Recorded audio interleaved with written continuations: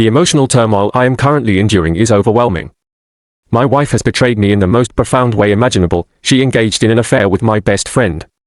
In a desperate attempt to cover her tracks, she tried to convince me that the baby she just gave birth to was mine. However, the events of today have led me to the stark realization that my marriage is likely at its inevitable end. Although I await official confirmation, I am almost certain that the bond we once shared is irreparably broken. The hospital is expediting the DNA test, a necessity born from the exceptional circumstances surrounding the situation, which is typically a lengthy process. I strongly doubt that the results will alter the painful conclusion I have already come to.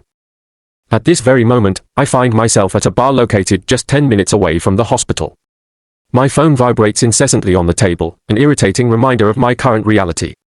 I can't help but glance at the screen, even though I know I won't hear from the doctor for several more hours, if not longer. In an effort to maintain my distance from the chaos of my life, I have chosen to ignore the calls from my wife, my children, and my in-laws. They are undoubtedly reaching out to find out what's happening, just as I am desperate for answers. The baby, a girl, has a striking resemblance to her mother, with adorable blonde curls framing her tiny face. Weighing in at 7 pounds and 12 ounces and measuring 19 inches long at birth, she is a seemingly perfect, full-term baby. Yet, my wife insists that she was born premature, approximately 6 weeks ahead of schedule. While I may not hold a medical degree, I am certainly not naive. A child born that prematurely would not have the robust appearance and flawless coloring that this baby possesses. This revelation solidifies my fears that my wife has lied on a monumental scale. The child she claims is mine is, in reality, my late best friend's. As I sip my 5th shot of Jack Daniels, the escalating cost of my drinking feels inconsequential in comparison to the emotional agony I'm facing. At this rate, I could end up spending $1,150 on a bottle that typically retails for $125. Yet the thought of that figure fades into the background as I surrender to the numbness washing over me. My thoughts drift back to a time when my life felt far simpler, a time when the three of us, Gary, Tracy, and I, were inseparable. Our families moved to the same neighborhood within 2 years of each other, establishing a connection that endured through our childhood. From the moment we became friends, Gary and I were as close as brothers. Tracy joined our dynamic seamlessly, a tomboy who outpaced both of us on the field. While other girls were occupied with dolls, Tracy was out playing kickball or stickball, proving time and again that she could hold her own among the boys. As we transitioned into our teenage years, things began to change.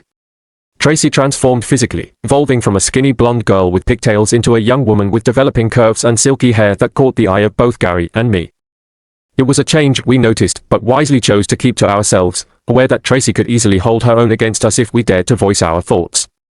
As the summer days passed, there were instances when Gary wasn't around, and during those moments, Tracy and I grew closer, both in a physical and emotional sense. One particular Sunday afternoon stands out in my memory. With Gary out with his family, Tracy and I found ourselves alone on my porch swing. I can't quite recall the conversation we were engaged in, but then, unexpectedly, she leaned in and gave me my very first kiss.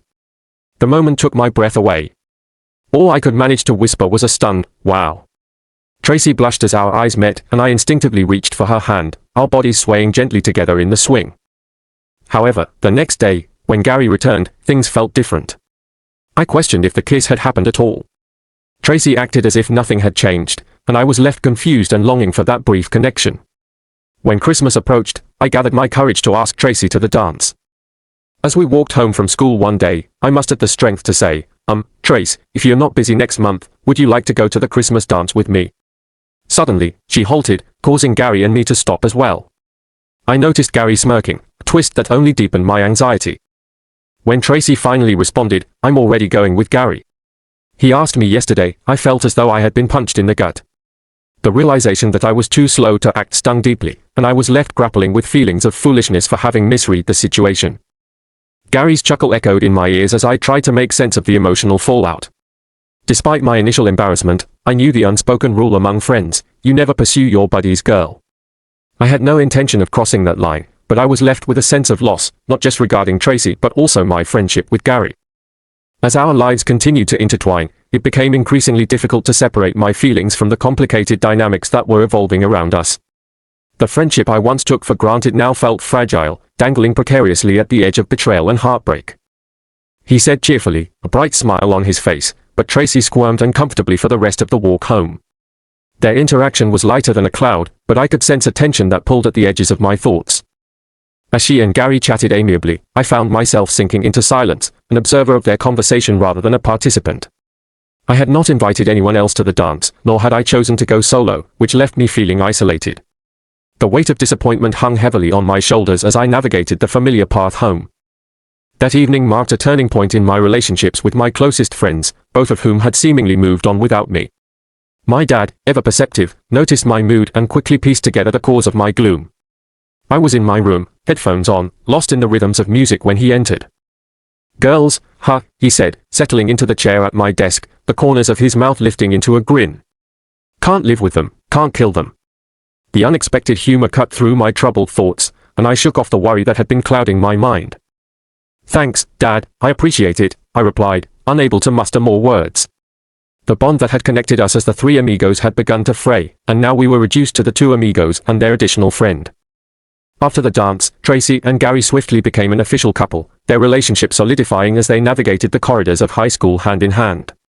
I, on the other hand, eventually started dating other girls, but the dynamic had shifted irreparably. When college rolled around, the two amigos parted ways. Tracy headed off to Michigan State, while Gary opted for UCLA. In a surprising twist of fate, I found myself at Michigan State as well, yet I chose to keep a respectful distance from Tracy during our first year. It was an unspoken agreement rooted in my respect for Gary, who remained her boyfriend.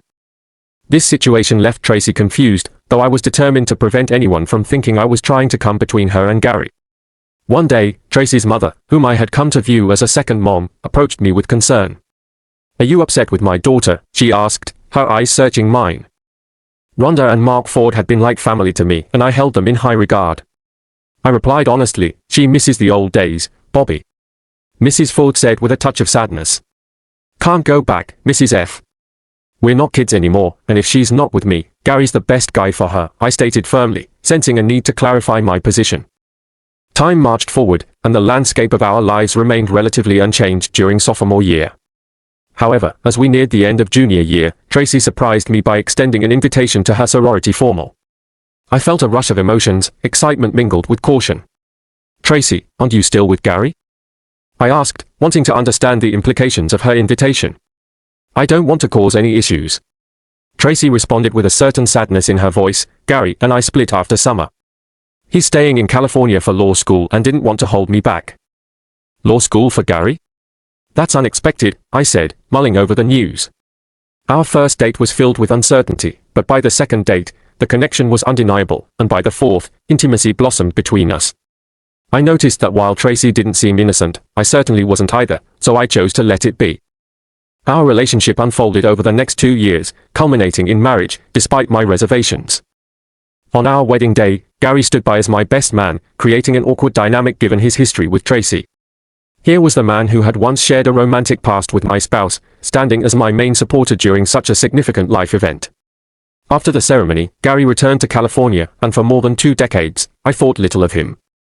My focus shifted to my own family. Our daughter Kay arrived 2 years after we wed, followed by our son Jeffrey 2 years later. Then, we received news from my mom that Gary would soon be visiting home. Our parents still lived nearby, and Mrs. Prescott mentioned to my mom that Gary was coming back to bid farewell. He had cancer and desired to see his family during his remaining days. My mom proposed organizing a gathering for him to reconnect with old friends and family, which Gary's mother readily agreed to. Despite being in the early stages of treatment, Gary looked relatively well at our reunion, though a deep sadness shadowed his normally bright demeanor. He arrived alone, having been divorced twice and childless, which added an unsettling layer to our reunion. The three of us, Gary, Tracy, and I, spent hours reminiscing about our lives, particularly focusing on Gary's journey and its impending conclusion. Toward the end of the evening, Tracy suggested an idea that would later create strain in my marriage. "How about we come out and care for you until it's time for hospice?" Tracy proposed, her tone earnest and caring. Both Gary and I were taken aback by her unexpected offer. It was a topic we hadn't discussed before. Initially, I felt overwhelmed and uncertain about how we could facilitate her suggestion. Hell, our oldest friend, Bobby, who else could do this? Tracy argued passionately, but the doctors say I might have several months before I need hospice, Gary pointed out pragmatically, trying to ground the conversation in reality. "You can't just drop everything to take care of me. You're already supporting 2 kids in college," he added. Tracy made the decision to volunteer her time to care for Gary, an old flame of hers, and this commitment would require her to spend several months away from both me and our home. This offer was made openly in front of Gary, placing me in an uncomfortable position where backing out would portray me as the bad guy. I began to express my reservations by saying, "Tracy, that's a big commitment," but her fierce glare silenced me. With a sense of finality, she stated, "That's settled, that's what we're going to do." That night, as I walked through the door, a wave of frustration washed over me. I struggled to contain my feelings and finally confronted her. "What's going on, Tracy? You're just going to leave me for months to take care of this guy? That's so selfish." Her response came swiftly as she yelled back, accusing me of thinking all of this was about Gary having slept with her before we got together. In the heat of the moment, I retreated to Jeff's old room to sleep, feeling a deep sense of confusion and resentment. The following days were strained, and it took us 3 days to negotiate an agreement on how we would help Gary. Ultimately, it became clear that Tracy would have her way, and we would proceed with her plans to care for him. Gary expressed his gratitude countless times, his appreciation evident after the first month. However, this gratitude started to weigh heavily on me, as I began to feel guilty for my initial reaction to the entire situation. As the months progressed, I found myself feeling increasingly worn out. Balancing work, household responsibilities, and Tracy's commitments to Gary left me feeling stretched thin. Gary had his good days, but also bad days that required greater attention and care. By the second month, I sensed a shift in the dynamic between Tracy and me. I reasoned that her distance must stem from the fatigue that came with caring for Gary, sometimes far more than I believed was necessary. I tried not to dwell on it too much, but I couldn't shake the feeling that there were subtle exchanges between Tracy and Gary that hinted at a deeper connection, as if they had established a secret language. As we moved further into the 4th month of this arrangement, the situation began to deteriorate. I often felt like an intruder during the moments they spent together. It became evident that Tracy was growing distant during our intimate times. After a week of being apart, I was eager to reconnect, but she seemed indifferent, possibly due to the mental and physical exhaustion she was experiencing. By the time I reached the 4-month mark, I had exhausted all my days off work. Gary's health had deteriorated, but I knew he still had a bit of time left. It became increasingly clear that Tracy would need to shoulder the burden of his care alone, and I had to come to terms with the reality that I would be alone for at least a month or more. Fortunately, our daughter Kaylee stepped in to help during this challenging time, which I found heartwarming since Gary was her godfather. She dedicated 2 weeks at various times to assist her mother with Gary's care. A month later, the situation escalated as Gary moved into hospice care, and within another month, he passed away. I returned to California for his funeral, where Tracy was understandably devastated, just like Gary's parents. They couldn't thank Tracy and me enough for our support during Gary's illness. I made sure to redirect most of their gratitude toward my wife, recognizing the immense effort she had put into caring for him. Upon Tracy's return home, I noticed that she seemed distant initially, which I attributed to her ongoing grief. However, unexpectedly, the mood shifted, and for the next 3 weeks, we were intimate every single day. It felt like we were rediscovering the youthful passion we once shared. Then, a month later, Tracy shocked me by emerging from the bathroom with a positive pregnancy test. Initially, I was taken aback by the news, struggling to process the implications. Both of us were 45, with our children already grown at 22 and 20 years old. My mind raced, recalling that she had been on birth control, only to learn that she had forgotten her pills during our trip to California and hadn't resumed taking them when we returned. "I'm sorry, baby," she explained, "but we both know that we're against termination. We can handle this together, just like before." To my surprise, I found myself agreeing with her, though disbelief lingered in my mind. For about a week, a wide grin was permanently etched on my face, and Tracy's heightened libido led to intimate moments nearly every night, sometimes twice. It was exhilarating but also overwhelming in a positive sense. When my daughter returned home for a long weekend, she and Tracy excitedly ventured out shopping for baby and maternity supplies, having disposed of all our old baby gear years ago. They returned bubbling with excitement, sharing jokes and laughter. I found myself carrying in a multitude of bags from the car, all the while soaking in the light-hearted atmosphere. The evening culminated with a quick dinner prepared by the girls, during which Tracy regaled us with her thoughts on the stark differences between the baby products available today and those from a couple of decades ago. Kaylee casually mentioned that she felt somewhat awkward in some of the maternity clothes Tracy had been wearing lately, suggesting that those outfits seemed more appropriate for women 2 decades younger than Tracy. With a hint of humor in her voice, she quipped, "Well, Mom, it's not your fault if you're a MILF and someone took it too seriously." As I paused to reflect on Kaylee's comment, I noticed a quick frown from Tracy, signaling that perhaps the remark had struck a nerve. It struck me that Kaylee chose to refer to someone, instead of specifically identifying Dad, suggesting that her comment was more than a light-hearted jab. It had a deeper meaning that unsettled me. This moment triggered a memory of the uncomfortable feelings I had experienced during my visit to California, where I had gone to lend a hand concerning Gary. Though I kept my thoughts to myself in that instance, the unease lingered as I remained vigilant for the entirety of the weekend. Throughout the weekend, I overheard several comments layered with double meanings, which only intensified my curiosity about whether Kaylee was directing her remarks at me or towards Tracy. I attempted to subtly extract more information while Tracy was out of earshot by asking Kaylee about her feelings regarding the impending arrival of a new sibling. Her response was measured, as if she was carefully crafting the words she chose. For about 30 seconds, she avoided direct eye contact, deep in thought. Then, she released an awkward giggle, quickly disguising it with a fake cough. "I think it's cool that Mom is still so hot and you're like the man," she said, her discomfort palpable, before hastily exiting the room. Feeling a surge of anxiety, I reached into my pocket for a couple more cigarettes from the pack I had been carrying around. With every passing week, Tracy's pregnancy progressed, and despite my unease, I found her looking more beautiful than ever. Yet, I couldn't quite identify what was nagging at me. Perhaps it was simply that I didn't want to confront the reality of my feelings. Months later, as I sat at work, I received an unexpected phone call from Tracy. She had taken time off from her job after only returning for a brief 3-month period. In a tone that was both sweet and flirtatious, she asked, "Hey Dad, mind giving me a ride to the hospital today?" Confusion washed over me because I thought Tracy was around 6 or 6.5 months pregnant. Her tone was alluring, leaving me uncertain about the request. "Why the hospital? Honey, is something wrong?" I asked, my worry palpable. "Well, babe, my water broke, and I just don't feel like walking to the hospital," she purred, a blend of calm and cheerfulness that struck me as odd. Panic hit me, and all I could respond with was a simple, "Oh crap." I grabbed my keys, quickly informed my boss of the situation, and rushed to my car. Despite living a mere 15 minutes from work, I made the journey in record time, clocking in at just 12 minutes. The entire drive was accompanied by an unsettling sensation that Tracy was maybe too calm for a woman in her 6.5 month of pregnancy. I knew that a premature birth posed serious risks to the health of the baby. Upon my arrival home, I found Tracy surprisingly relaxed, which only heightened my anxiety. The intensity of the moment was different from what I had experienced with our first 2 children. Fast forward 10 hours, and I found myself welcoming another beautiful daughter, seemingly perfect, at least that was what I thought at that moment. As the nurse took the baby to clean her up, she began handing her to me, but instinctively, I pulled back, which surprised the nurse. "This baby was full term, right?"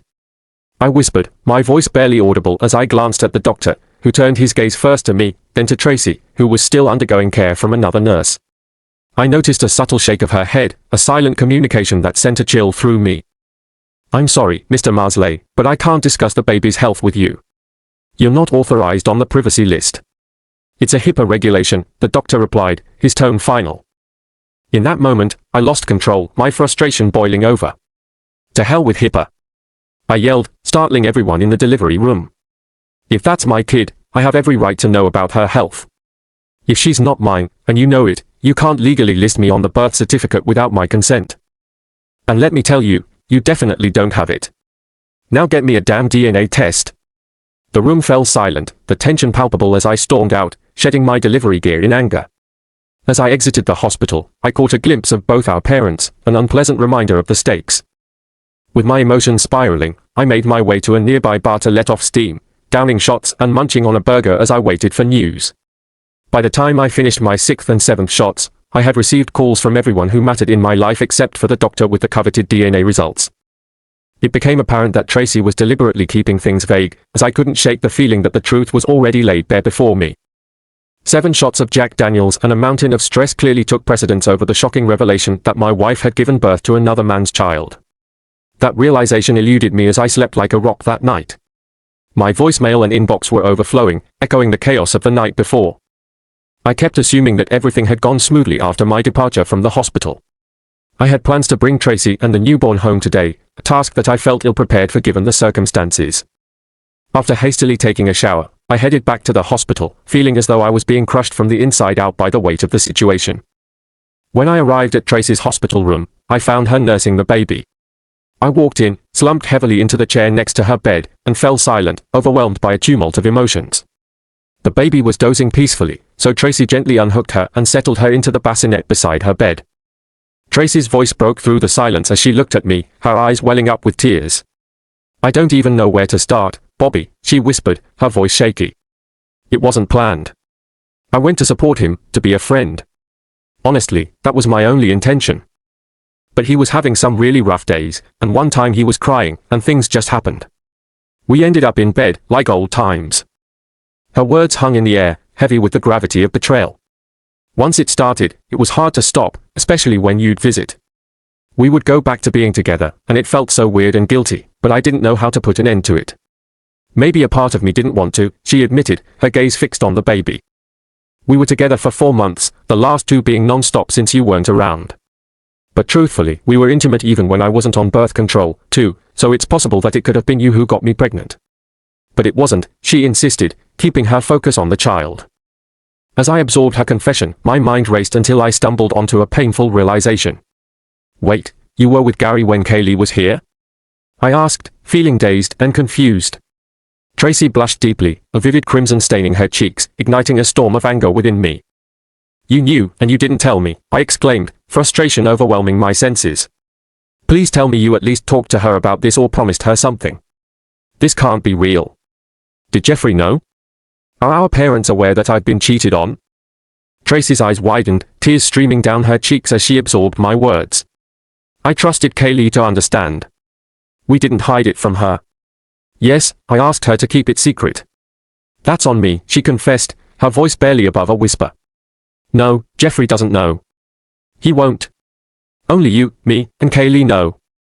I want to keep it that way so we can do right by Bobby. Geraldine might not be biologically yours, but she's yours now. We have to be there for her just like we are for Kaylee and Jeffrey. We're her parents, plain and simple. We're doing this for her." The weight of her words struck me hard. "Best friend? He couldn't have been my best friend if he slept with you." "You just don't do that to someone you call a friend," I replied, anger still simmering beneath the surface. "He was dying, Bobby. We had been intimate before, but not while you were married to me, right? Or is there more you're not telling me?" I pressed, desperate for clarity. Her eyes flashed with anger. "No, absolutely not, Bobby." "Geraldine? Really? Is that supposed to make things better? What's her last name?" I asked, searching for something to latch onto in this whirlwind of confusion. "Geraldine Martin," she said quietly. "Remember? That's my last name too, but Gary's listed as her father on the birth certificate." "Only you and I need to know about that, if you still don't want to be listed," she clarified. I muttered a reluctant acknowledgement. "Why, Bobby? He was our friend. He's gone. I offered him comfort and love in his final days. What's wrong with that?" Tracy attempted to justify her actions. "You make it sound noble, but you were married. You crossed a line.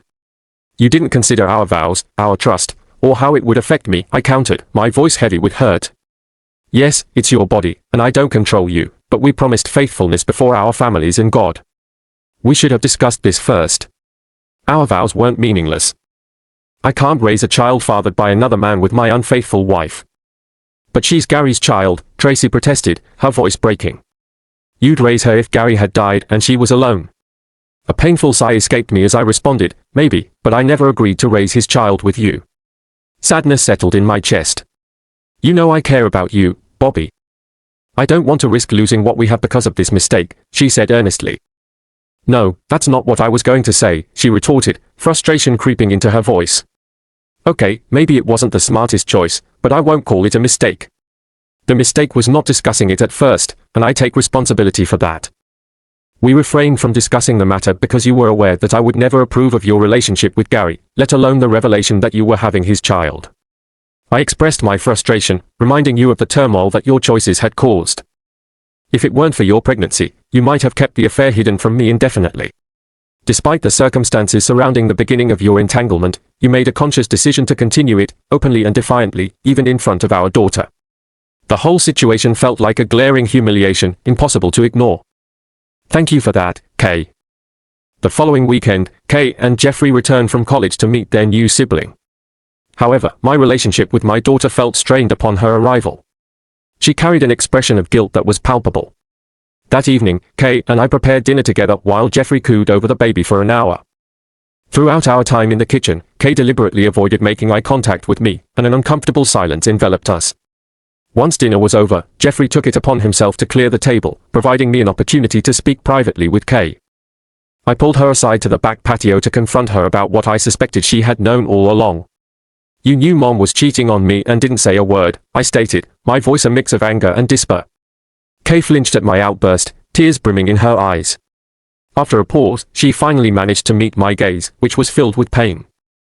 "I thought what you and Mom were doing for Uncle Gary was admirable," she confessed. "When I first found out about Mom's affair, I was taken aback, but then I saw it as something deeper, courageous, sad, compassionate, and loving, almost like a Shakespearean tragedy." She shook her head, a wave of realization crushing over her as she continued, "I never imagined she'd become pregnant. I thought he was too sick for that and that she was on birth control." I expressed my frustration, grappling with the harsh reality of our situation. "So, I'm left with two options, to see her as a compassionate friend or a deceitful witch. That's all I've got," I said, my voice laced with anger as her tears fell. "What about the disaster that has become my marriage? Did you even consider your father during all of this?" "Obviously not."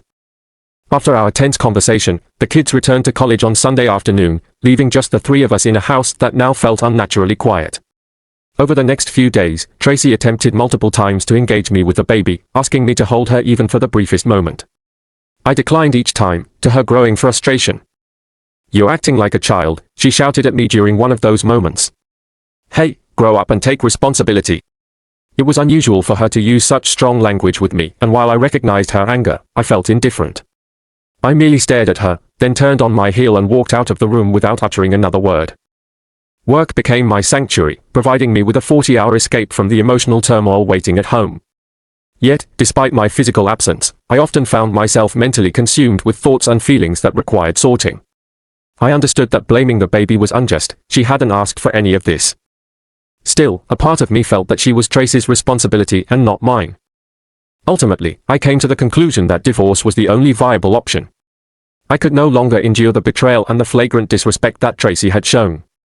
Every time I looked at the baby, I was haunted by images of Tracy and Gary together, a reality I couldn't shake off.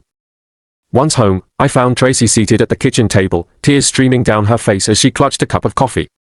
A large envelope spread out in front of her seemed to encapsulate the magnitude of our crisis. "I guess I'll just order pizza, pepperoni and breadsticks, all right?" I said softly as I walked into the room, attempting to break the heavy silence. "Is that all you care about, dinner?" she snapped, her voice tinged with bitterness. "Don't you love me anymore?" With a heavy sigh, I poured myself a cup of coffee and took a seat at the table. "I don't love you nearly as much as I did a few weeks ago," I replied, my tone steady but filled with gravity. "You clearly do not understand that you shattered everything when you decided to get involved with our best friends. If I were you, I would seek out a lawyer and make sure Gary's parents are informed that they now have a granddaughter. I'm sure they will be ecstatic." Tracy protested, "You know I don't want a divorce. I still love you. Just calm down and think this through. Will you really be better off alone?" "I doubt it." "Please think about it, honey," she pleaded. "That's all I've been doing. This isn't just about me, it's about you breaking our promises and tearing my heart apart. But if you love me," she continued, "can't you find it in your heart to forgive? We can move past this. We belong together, Bobby. You know it." I had once believed that, but this was not a situation that could be resolved with a simple apology. 24 years down the drain, I told her, my first call going to my son, delivering the painful news of Tracy's actions and the tumultuous state of our family. The revelation that the baby was Gary's child hit hard, and Gary listened in silence. After processing the news, he muttered an expletive under his breath, clearly struggling with the magnitude of the situation. I took that moment to inform him that I had officially filed for divorce. His reaction was immediate. "I hope so, Dad. That's terrible." What was Mom thinking? It was evident that he was experiencing a whirlwind of emotions, primarily anger and disappointment directed at his mother. As a father, my instinct was to comfort him, so I reassured him, emphasizing that despite Tracy's actions, she still loved him deeply. He then shifted the conversation to the impending arrival of the baby.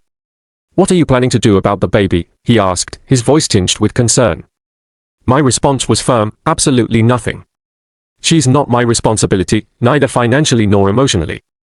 I tried to assure him that I was confident things would be manageable on the financial front. I added, just help take care of your sister. He corrected me, half-sister, Dad. Half-sister.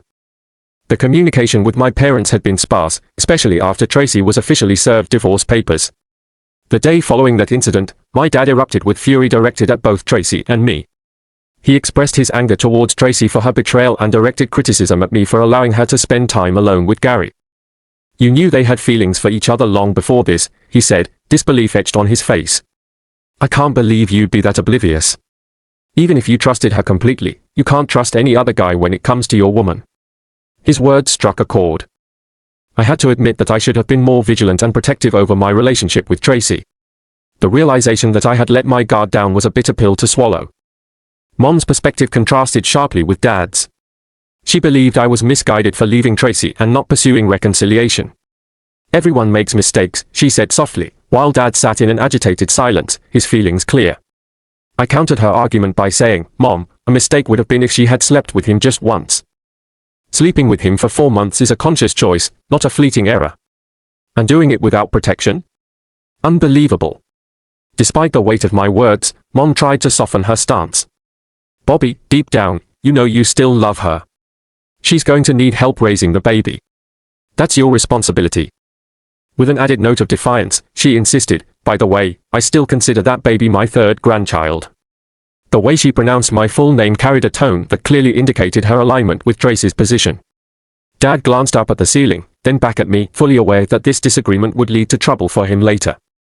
Choosing not to contact Kay right away, I assumed she had become Tracy's first call after being served, a notion that was confirmed when Kaylee called me later that day, her tone laced with anger.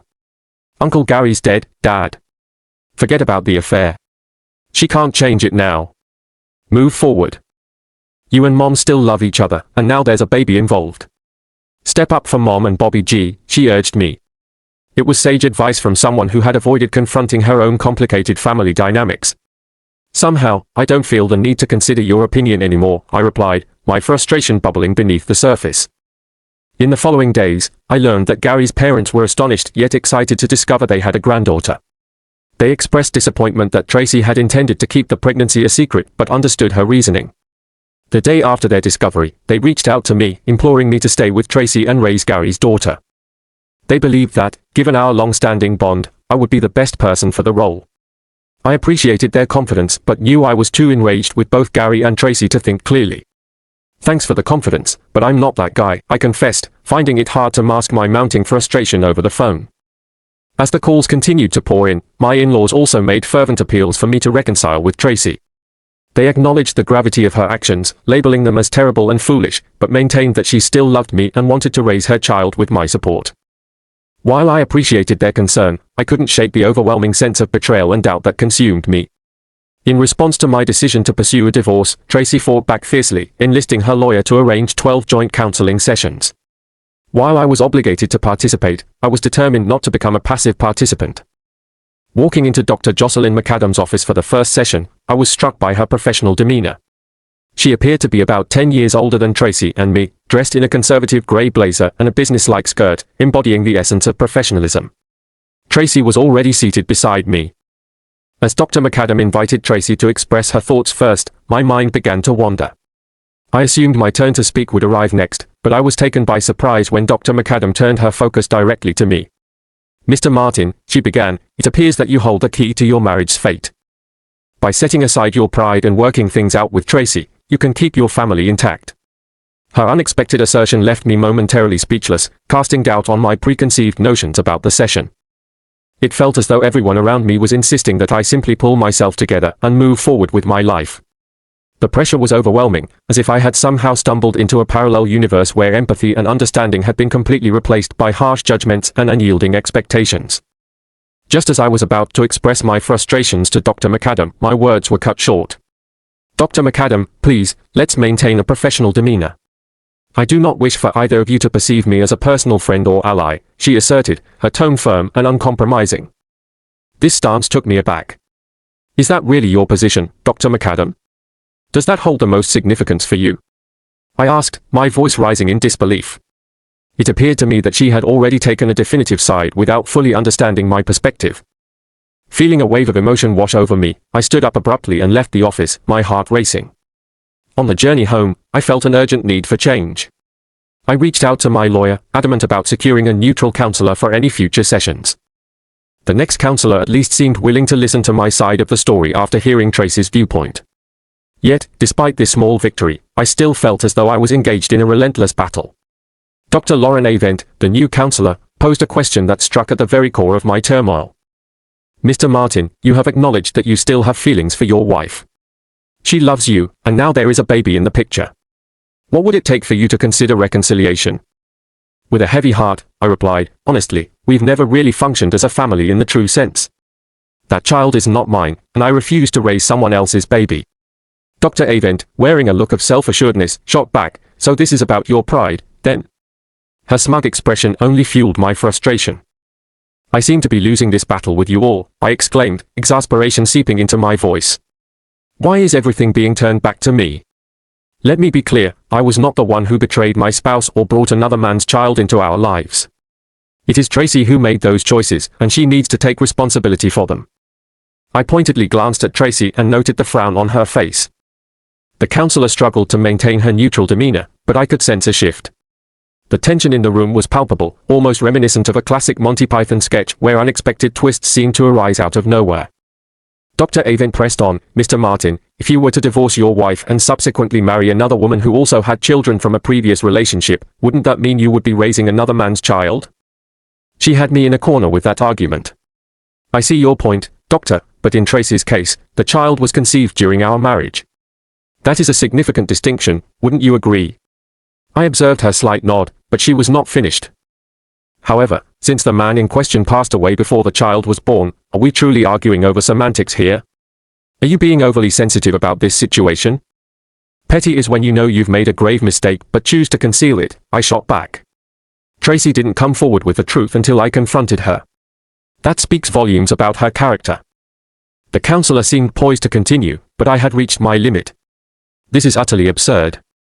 Yes, I still have feelings for her, that cannot simply be turned off. But how can she profess to love me when she chose to cheat, became pregnant, and then attempted to pass that child off as mine? If she genuinely loved me, she wouldn't have acted in such a way. This was not a single mistake, there were multiple encounters involved. Now she claims it was out of compassion for a dying friend, but if that were the case, why didn't she discuss it with me, her husband? She was fully aware that I would not have approved, and she knew it. I took a moment to collect my thoughts. I understand that it is her body, but once we exchanged vows, she relinquished the right to involve another man without my knowledge. The same applies to me. If I desired to be with another woman, I would need to have that conversation with her. We made a commitment to each other, and we are not living in isolation. That is simply how it works. Dr. Avent, her expression still impassive, tapped her pen against her notepad as she absorbed my words. Is there still enough love between you two to explore the possibility of becoming a husband and father? She asked. You still care for your wife, and the baby's biological father is no longer in the picture. Let's not paint her solely as a victim. Why not step up? Her words felt like a direct assault on my dignity. So now you're challenging my manhood, huh? My wife and our closest friend fractured my heart into pieces. If that man were still alive, I would want to confront him physically. My love for her is rapidly diminishing, and while the baby's existence is unfortunate, it is not my responsibility. The implication was clear. There was no hope left for our marriage. During the subsequent counseling session, I remained silent except for polite greetings and farewells. Tracy wept and pleaded, her desperation palpable, but my resolve had only hardened. Mr. Martin, I can see that you won't reconsider this. I will notify the judge, Dr. Avent concluded as if sealing my fate. The divorce was finalized 6 months later, just before Christmas. Gary's inheritance played a pivotal role in alleviating some financial burdens related to the house, and since my income was greater, I took on the responsibility of providing alimony. Despite this arrangement, I could feel the support and encouragement from my son, who was eager to celebrate Christmas with his extended family, including his mother, sister, and baby half-sister. Understanding his desire, I agreed to the plan and looked forward to celebrating New Year's together shortly after the holidays. On December 23rd, just 2 days before Christmas, I decided to visit my former home to deliver gifts for everyone, which included my ex-wife and her new baby. Although the gifts were modest, it was important to me not to appear ungracious in front of my children. When I arrived, Tracy answered the door, and I could see surprise etched across her face as she noticed the baby, Bobby Geraldine, cradled in my arms. She hesitated briefly before allowing me to enter the house, and her expression shifted as she took in the sight of the gifts I brought. As I crossed the threshold into the living room, a wave of nostalgia washed over me. The familiar Christmas decorations adorned the space, a stark reminder that I hadn't been the one to set them up this year. The emotional weight of the moment was palpable, and I felt tears welling up. Tracy, seeing the change in my demeanor, offered me some eggnog, her suggestion breaking the silence. With a slight reluctance, I agreed to hold the baby while she prepared the drinks. At first, I held Bobby Geraldine at arm's length, grappling with my feelings about the situation. But as I sat down, I found myself instinctively cradling her in my arms, just as I had done so many times with my own children in the past. When Tracy returned with 2 glasses of eggnog and took a seat across from me, I noticed the warm smile on her face upon seeing the baby content in my embrace. "You were always great with the kids, Bobby. Not every man has your touch with babies," she said softly. I forced a smile, the beauty of the baby striking me as I recognized her resemblance to her mother. However, the discomfort of our circumstances lingered heavily in the air. In that moment, I pondered the age-old question, can one truly forgive if they cannot forget? I remained skeptical, even as family members often insisted on the importance of moving forward. After a brief exchange of small talk, Tracy began to sort through the gifts and place them under the Christmas tree. She paused at the first gift labeled for Bobby Geraldine, tears escaping down her cheeks as she addressed me. "You didn't have to include her, Bobby," she said. "Christmas is for everyone, babe," I replied, unable to leave the child out, despite my feelings toward her mother. I glanced down at the baby, who, in an alternate reality, could have belonged to me, and a lump formed in my throat. While I could harbor resentment for Tracy's actions, I realized the innocent child was not responsible for the choices made by her mother. Tracy, visibly moved, spotted a present with her name on it and exclaimed, "Oh Bobby, really, you shouldn't have." "I wasn't expecting anything, I didn't get you anything either." "I'm sorry." I quickly reassured her, "Don't worry about it, Tracy. I just want you guys to have a wonderful Christmas." She took a deep breath and suggested, "You know you could come over in person, you'd be more than welcome. We'd have plenty of food, and I know the kids would love it too." I hesitated, my thoughts racing as I replied, "Not this time, Trace. Maybe another year, it's too soon, too raw for me." I could see the weight of my words settle on her as she lowered her gaze, and I felt the need to emphasize that my honesty stemmed from freshly healed wounds. Christmas Eve arrived, and I found myself wandering into a Barnes & Noble in the late afternoon. I picked up a new Clive Cussler novel for myself and indulged in a peppermint mocha latte from the Starbucks within. Surrounded by a couple of others engrossed in their reading, the atmosphere offered a brief respite from my emotions. Time slipped away, and before long, we were ushered out as the store closed. Returning home to a quiet house, I had prepared for solitude, having picked up some chicken salad along with toast, and added Ruffles chips and Don Julio tequila to complete my meal, a simple but satisfying spread for one. The reality of my situation hit hard the next morning as I awoke slightly hungover on Christmas Day. After downing 4 aspirin, enjoying a couple of Pop-Tarts, and fighting through 3 cups of coffee, I steeled myself for the day ahead. My plans were sparse, leading me to my parents' house, where I was welcomed with the comforting aroma of Mom's baked ham and the joy of exchanging gifts. My children had thoughtfully left presents for me, knowing I would be around for the holiday. We shared hot chocolate spiked with peppermint schnapps after dinner, and with every sip, memories of past Christmases flooded my mind, reminding me of the warmth of family. In that moment, I couldn't help but admit to myself that some lingering feelings for Tracy still existed. I found myself questioning the decisions I had made, contemplating whether they had been the right ones. As I glanced around at my family, I realized it wasn't just me reflecting on the past, everyone seemed caught up in their thoughts, navigating their own memories of Christmas. The sentiment hung in the air, and it became clear that each of us hoped for understanding and acceptance in our new circumstances. "We hope you're okay with it, Bobby, but..." As we gathered together to exchange Christmas presents, an unexpected and heavy silence enveloped the room. My mother finally broke this silence with the somber news, "Gary's gone." It hit me like a ton of bricks, and in the same breath, she continued, "Bobby, the baby won't know him." These words hung in the air, laden with unspoken emotions. My mother expressed her belief that Shek would accept any good man as her father. Although there was a clear consensus that we didn't agree with Tracy's choices, there was also a degree of understanding that we couldn't dismiss. Despite everything that had transpired, we still loved her. My mother turned to Bobby, imploring him to step up. "You should," she urged, "everybody wants that, and I think you do too. You just don't know how to admit it." I noticed my mother's eyes welling up with tears as she finished speaking, which only intensified the gravity of the moment. However, when I glanced at my father, he shot daggers at me with his piercing gaze. Was I the only one in our family missing something crucial? Perhaps, but I couldn't reconcile myself with the idea of accepting Tracy back into my life. She had betrayed my trust for months, attempting to deceive me into believing I was the father of a child that wasn't mine. Her justification about Gary being the cause of her infidelity fell flat in my mind. A year later it still resonated with me like an unresolved discord. Life had largely stagnated since then. I found myself revolving around the same cycle: work, solitude at home, no dating, and my circle of friends dwindled to nearly nothing. In truth, I had never had many friends to begin with. Tracy had always been more socially adept, thriving in her social circles, and we had shared many friends as a couple. Yet it seemed that most of them faded away after the divorce. I wasn't shocked that her friends walked away, but I was taken aback by how quickly our mutual friends followed suit.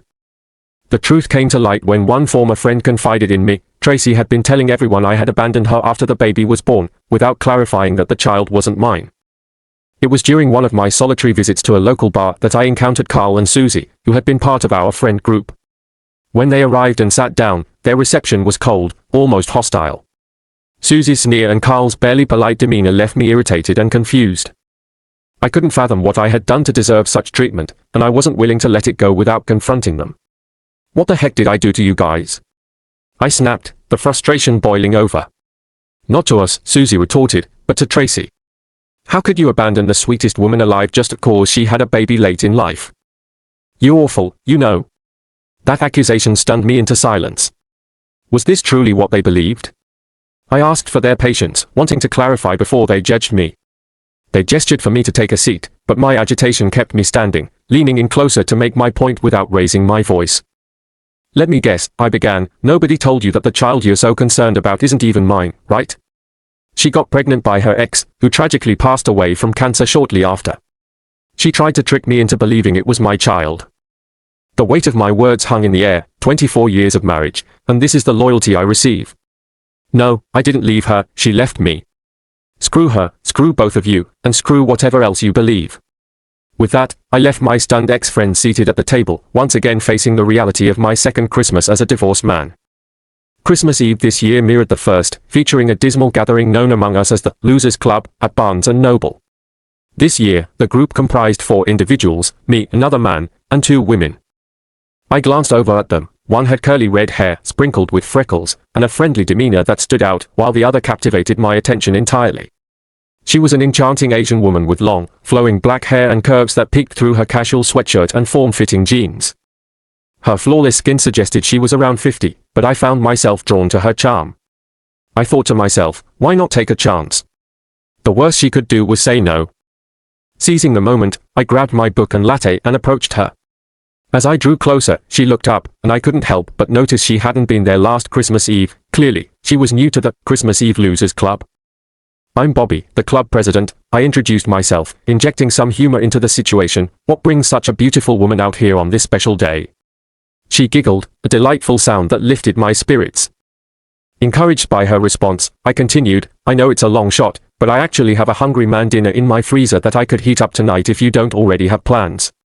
I know we've just met, but," I offered a hopeful smile, attempting to convey innocence that I hoped I still embodied. Surprisingly, she replied, "Well, I don't usually do anything wild like this, but since you're the club president and you're talking about hungry man, yeah, I'm in." Her enthusiasm was refreshing. "By the way, I'm Angel Wong." I shared my address with her, inviting her over at 6.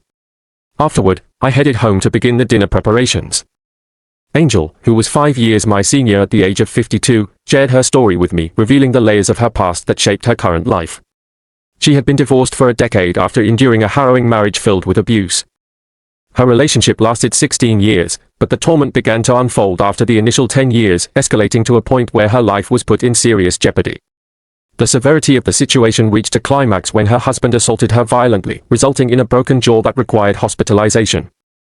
Physically, Angel was petite, standing at just 5 feet 1 inch tall and weighing approximately 100 pounds, while her husband, though slightly taller at 5 feet 2 inches, outweighed her by only 20 pounds, tipping the scales at 120 pounds.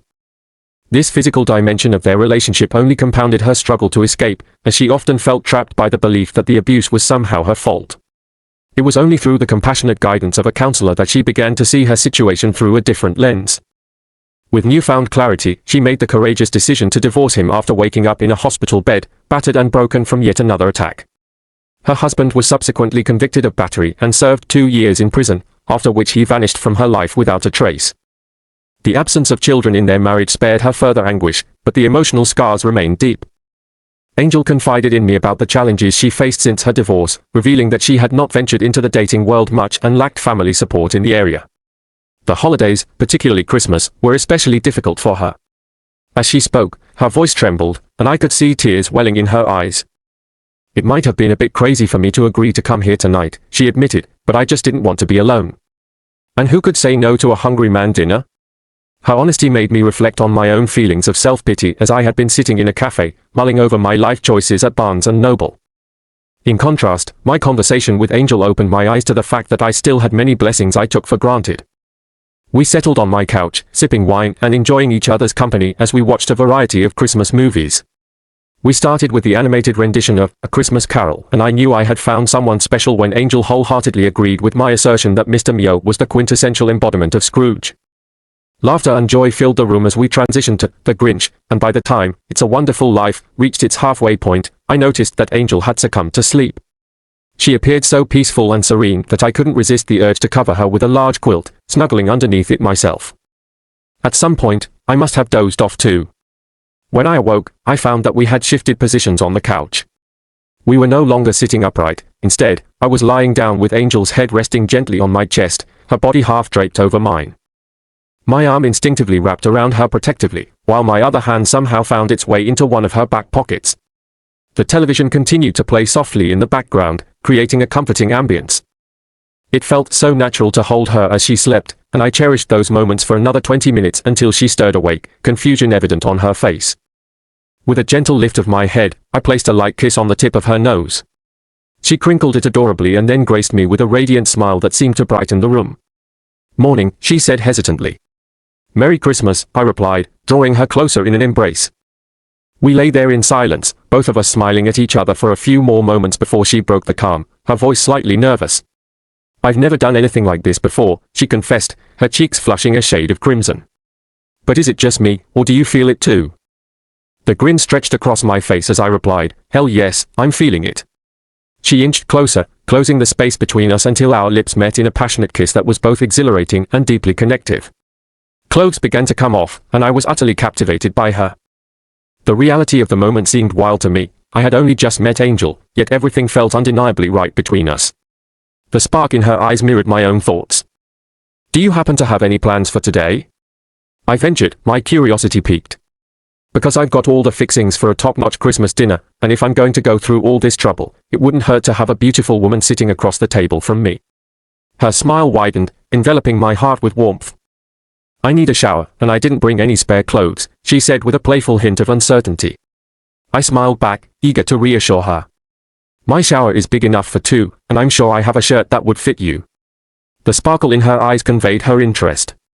"If you can handle seeing me without makeup, I'm in," she replied. We made our way to the kitchen, and as I poured us each a glass of wine, I began preparing the Christmas meal. "So you don't have any plans for today? No family gathering or anything?" she asked. I let out a soft sigh. "Well, I was invited to a big family Christmas dinner this year, but I told them I had other plans. My ex is hosting everyone at our old house." The atmosphere was charged with a sense of possibility, as the situation involves a complicated web of relationships, with my parents, her parents, and Gary's parents all playing a role in the dynamic. It feels like an entire setup orchestrated to keep us entangled in one another's lives. She has this way of ensuring that I end up holding her adorable child, which inevitably leads to all the parents around me encouraging me to step up, reminding me of my responsibilities and potential. Meanwhile, she stands there, looking at me with those eyes, professing her love and assuring me that we can make things work again. I had already mentioned that I had other plans, but deep down, everyone knows it isn't the truth. I told her I would try to stop by for a little while if I could, but the reality is, they don't truly understand my perspective.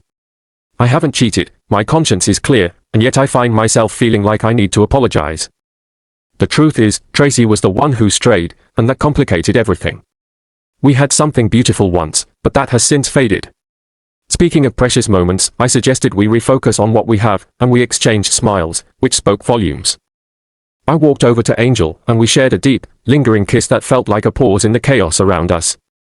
Just at that moment, the sound of a key turning in the lock broke our intimate bubble, and the door swung open. It was my son, calling out as he stepped inside. Angel and I froze mid-kiss, caught in the act. "Dad," he exclaimed before his eyes widened in surprise as he took in the sight of us. "Oh, wow." He quickly glanced between us and then shifted his gaze to Angel's exposed legs.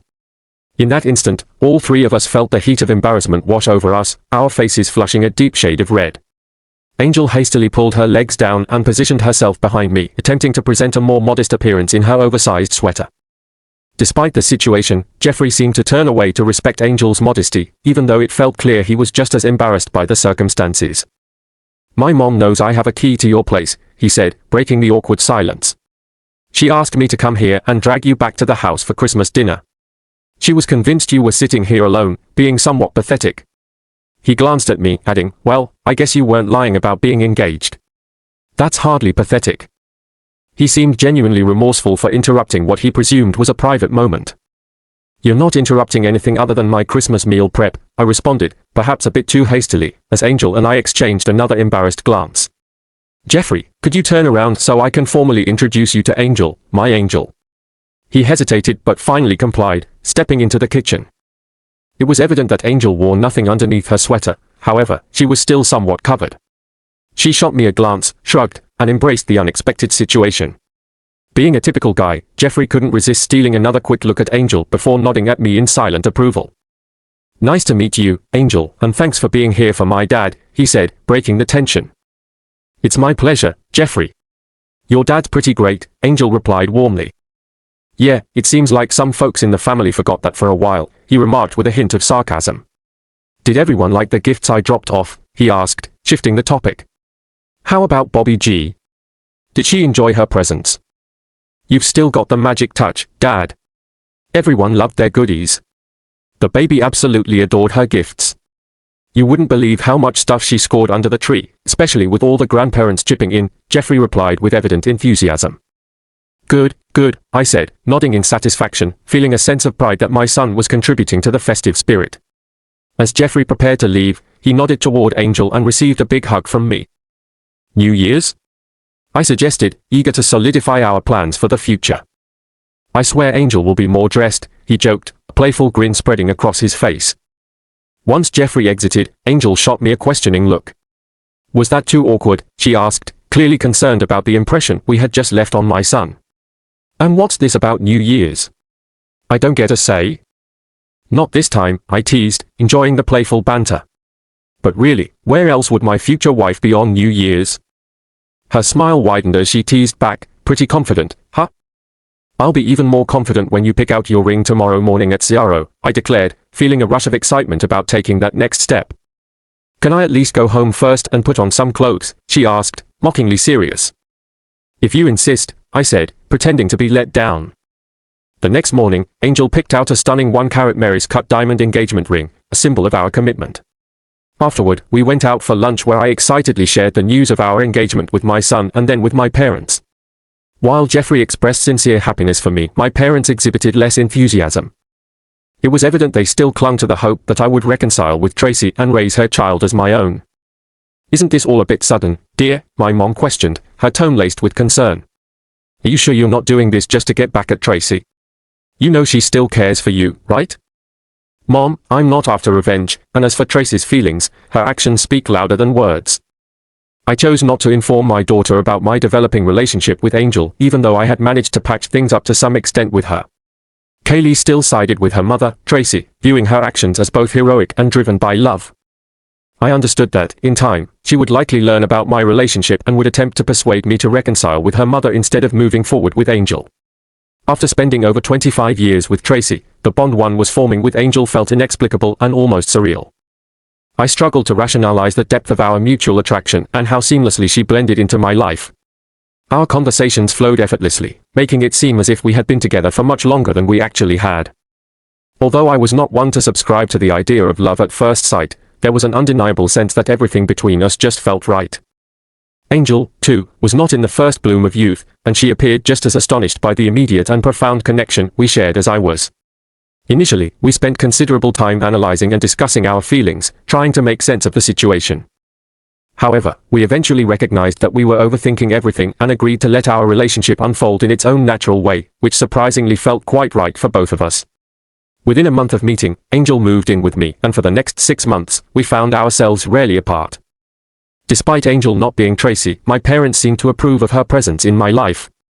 However, Kaylee made her feelings toward Angel abundantly clear, presumably because she still held on to the hope that I would reconcile with her mother.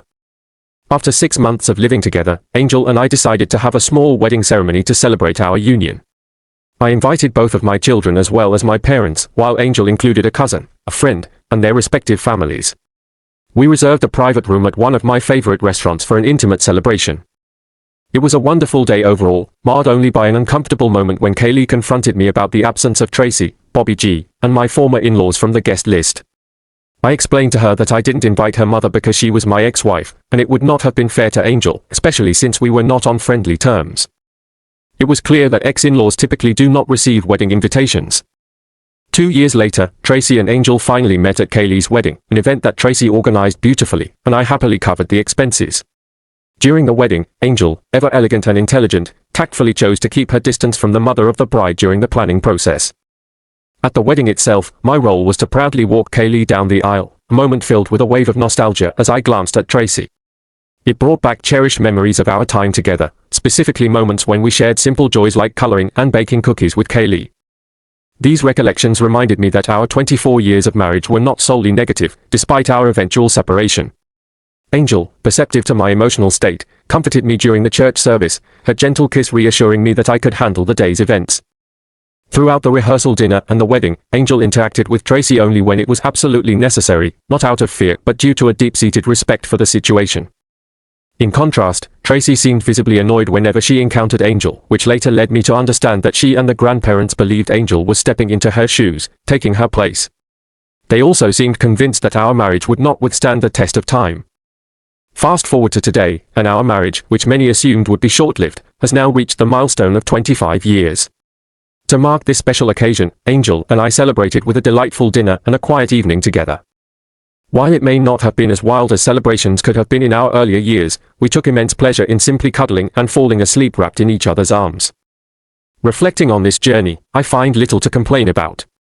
I had a solid first marriage that lasted 24 years, followed by a remarkable second marriage that has now thrived for 25 years. I am blessed with 2 married children who have given me 3 adorable grandchildren. Interestingly, Tracy has never remarried.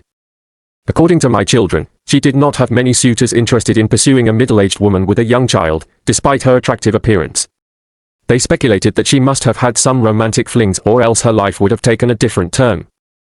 My children maintain contact with Tracy and their half-sibling, who received an abundance of love from all 3 sets of grandparents until they passed away from old age.